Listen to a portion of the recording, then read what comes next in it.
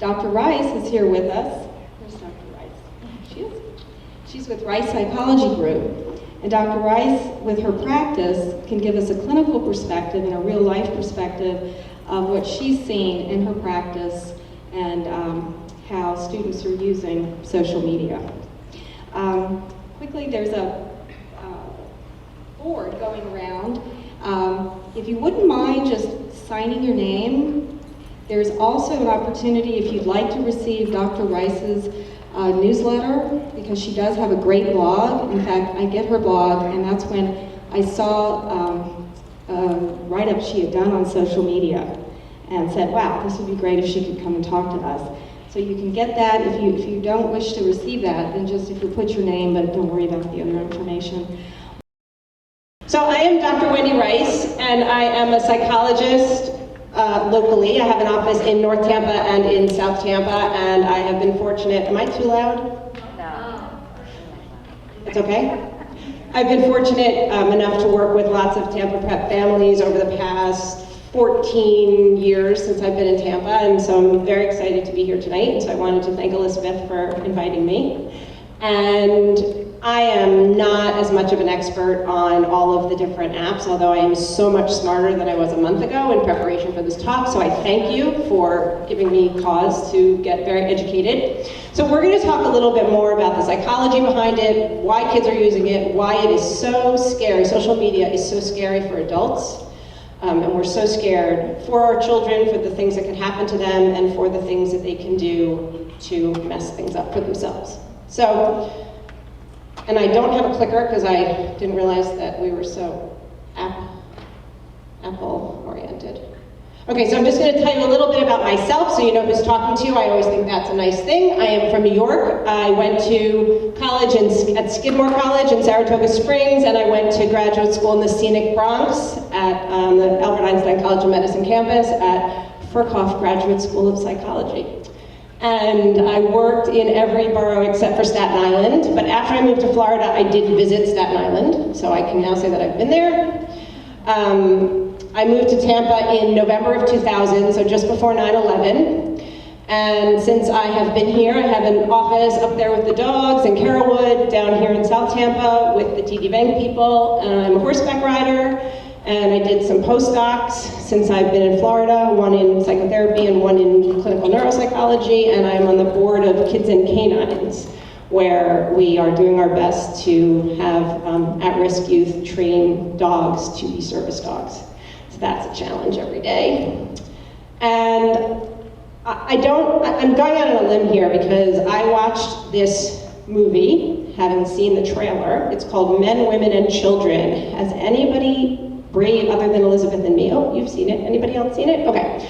And it's a book. And it's a book, which I didn't know. And it is a movie that exposes social media in a way that many of us may not have considered. It is a Jason Reitman film. It is a movie you should consider watching. My recommendation is that you watch it first and then consider watching it with your kids. But I think it would be an eye-opener. So I wanted to get this presentation kicked off, and with any luck, the link will work.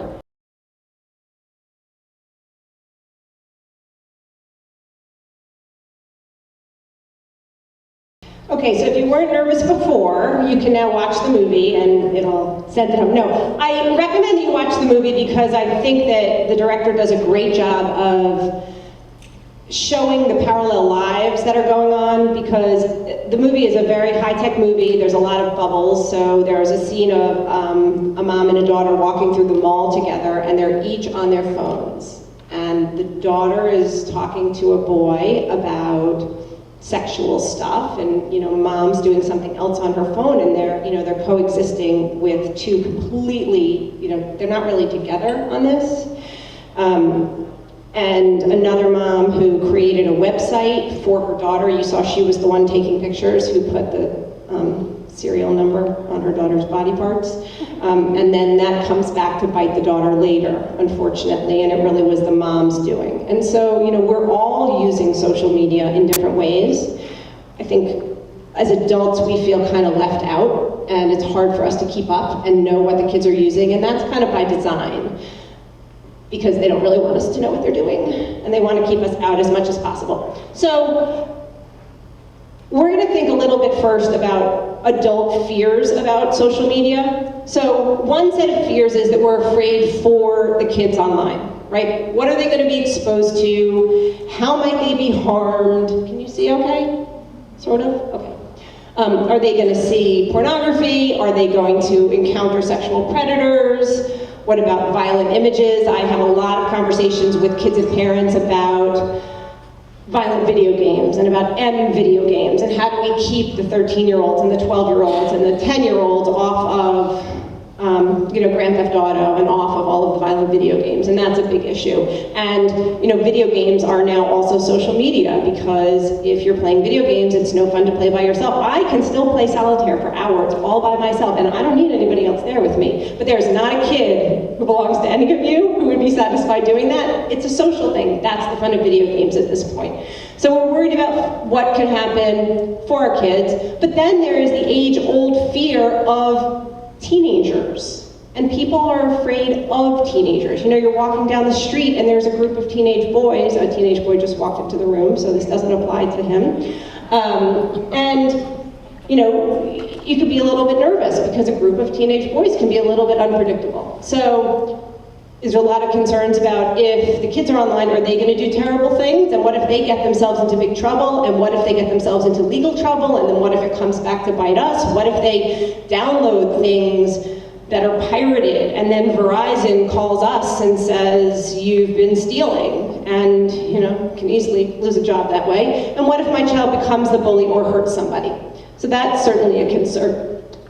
The reality is that there's so many worries about what kids are doing online. The risks of in-person danger are still so much greater than the risks of online danger. So we want our schools to be safe, we want our churches to be safe, and we want our homes to be safe. Those are the three most dangerous places, unfortunately, for kids, because the worst things happen to kids in those three environments. And so when you read the literature about parental fears about social media use, some of the adult fears are, they're understandable, but a little bit unfounded, because the statistics and the reality don't support that most kids are getting harmed or hurt. Which isn't to say that there aren't lots of kids who haven't gotten into compromising positions online and who've encountered sexual predators and people who are there to stalk, but real life still takes the cake.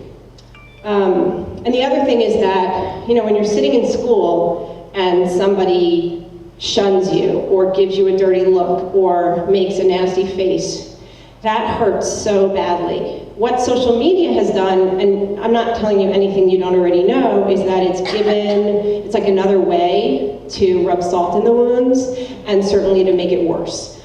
News spreads like wildfire in a small town, and the internet is a very small town. And a lot of times the kids are on talking with other people they know in a community.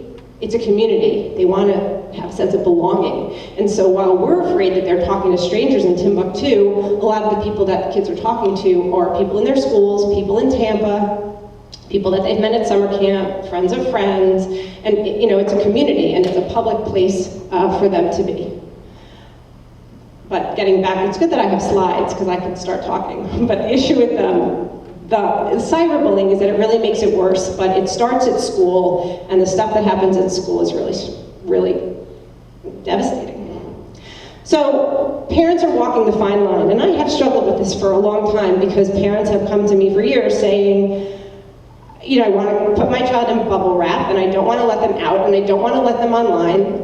The world is too scary. And how on earth do you walk that fine line between respecting your child's privacy and looking out for their well-being? And it is really hard, and I was a little bit relieved to know that nobody has the right answer, so I didn't have to give you the right answer tonight, because we are a little bit in uncharted territory and finding our way. This is, it's kind of a whole new world, and we kind of live in the world of the Jetsons.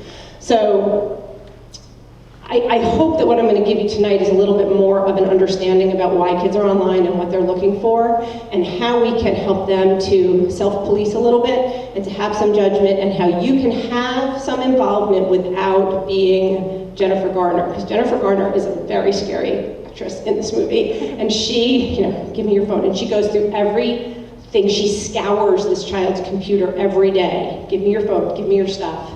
And still, that child manages to have a Tumblr account that her mother doesn't know about, where she has pink hair and where she is dressing provocatively and probably sexting and getting away from it. And Jennifer Garner has a support group for parents to teach parents how to police their children's online lives.